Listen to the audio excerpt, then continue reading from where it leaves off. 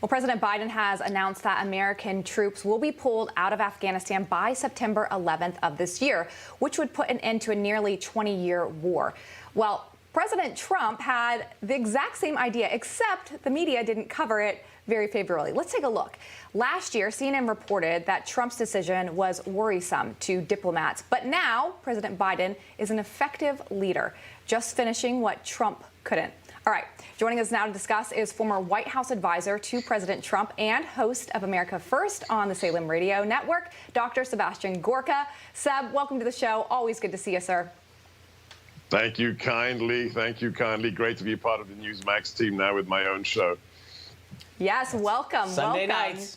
All right, I want to show you another one because New York Times couldn't help themselves as well. Look at these two different headlines that we have here. Diplomats worry for Trump, the deal maker, troops pulled out with much in return. And then the one from October 21st says Biden says it's time for American troops to come home from Afghanistan. So just put it as it is. But when Trump did it, it wasn't so great.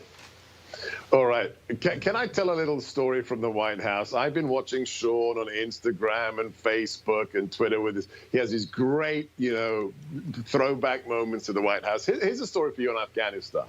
H.R. McMaster, the awful national security advisor that followed Mike Flynn, was desperate to send more troops to Afghanistan. Old armor guy. And he tried 6 times to convince the president, we got to double down, more troops. And the last time he did that, President Trump was going through the PowerPoint slides, and every slide, it was death by PowerPoint, had the same phrase at the top. The Islamic Republic, what is it, GIRO, the government of the Islamic Republic of Afghanistan will. Next page, the government of the Islamic Republic of Afghanistan will. He got through, 20 pages, and I'm going to edit this a little bit. He said, what flipping government of Afghanistan?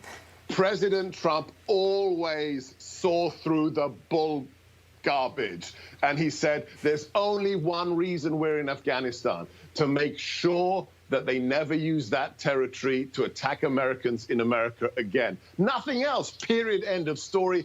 Bring our troops home. We can do that mission with UAVs. We can do it with small Delta attachments, small A-team attachments. He wanted to do it last year. Then it was a bad idea. Now Sleepy Creepy wants to do it, and he's a hero. Come on, give me a break. You know, one of the funniest parts about this is when you look at the Trump policy, obviously the New York Times wasn't a big fan of it, but one of the president's biggest critics, President Trump's biggest critics at least, even admitted that he had the right idea of ending the war. Take a listen. What President Biden is doing is picking up on a negotiated agreement that President Trump put together. I am not a great fan of Donald Trump and his administration, but he was right in trying to end endless wars. You know, I can't believe I'm actually going to tape of Bernie Sanders to prove this point. The New York Times won't say it, and Bernie Sanders will. That tells you the world we live in today. Look, it's been said before that right and left don't make much sense. It's two dueling forms of populism. It's the crazy communist populists like Bernie, and it's people like Donald Trump, the MAGA movement, that believe in America first. Both of them think that these are dumb wars for different reasons. But for President Trump, it was to bring our troops home. And I think, come on, guys, 20 years, we defeated the Nazis, okay, in four. And I think they were a little bit more serious than the Taliban or Al-Qaeda.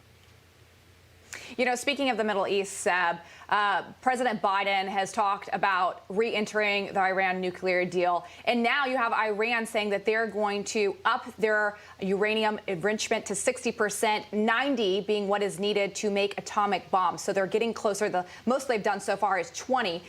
Is Biden taking this seriously enough by, he's almost rewarding them for their bad behavior, it feels like? He is. He's doing exactly what his predecessor, Obama, did. Remember that incredible English language presentation Prime Minister Netanyahu did in the midst of all this insanity. He said, here's the evidence. And he stood in front of a TV screen and he said, they're still refining, they're still enriching, they're still building rockets. He did this all in English. And he said, they don't care. They just get the money, they get the concessions, and they keep on cheating. And the dirty little secret about the JCPOA Iran deal, it didn't stop them getting nuclear weapons. At the end of the 10 years, they could still develop them. And what did they get in exchange? $140 billion.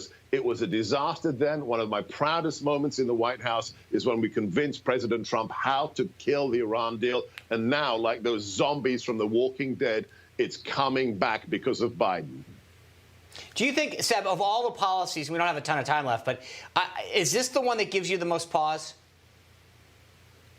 You know what gives me the most pause? To see our most senior diplomat, that beta male, Tony Blinken, I'm going to be female dog slapped by the communist Chinese in Anchorage on U.S. soil, and he just sits there like a little dummy. That sent a message to the mullahs. It sent a message to Beijing. It sent a message to that KGB colonel in the Kremlin. Under Biden, you can get away with it all. That's what keeps me up at night, Sean. Wow. Seb, it's always good to see you. Thanks for your insight. Look forward to having you back soon. And congrats on the big show. Sunday night was the debut. Good job. The Gorka reality check. Thank you, guys. Hey, I'm Rob Finnerty. Thanks for watching. If you enjoyed this video, please join the conversation in the comments below. Don't forget to subscribe, too. Hit the bell icon to be alerted to breaking news. And remember, there's a whole lot more on Newsmax TV, America's fastest growing cable news network. Newsmax TV, we're real news for real people.